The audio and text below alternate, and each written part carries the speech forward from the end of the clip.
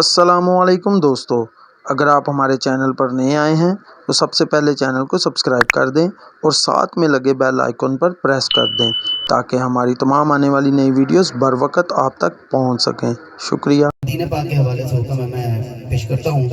सभी को आता है, पढ़ा तो खालद हसनैन खालद साहब ने, और जैसा पढ़ गए वैसा पढ़ कोई नहीं सकता, तो कोशिश करते हैं इस नात का सदका हम सबको मक्का पाक मदीना पाक के बाद Medina Medina Medina Medina Medina Medina Medina Medina Medina Medina Medina Medina Medina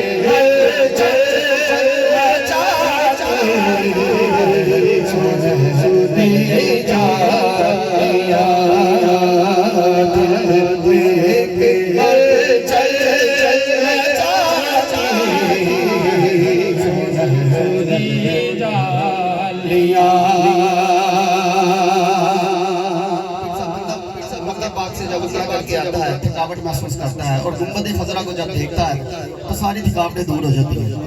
क्या दो सुभान अल्लाह। शायर ने लिखा कहाँ जिंदगी भर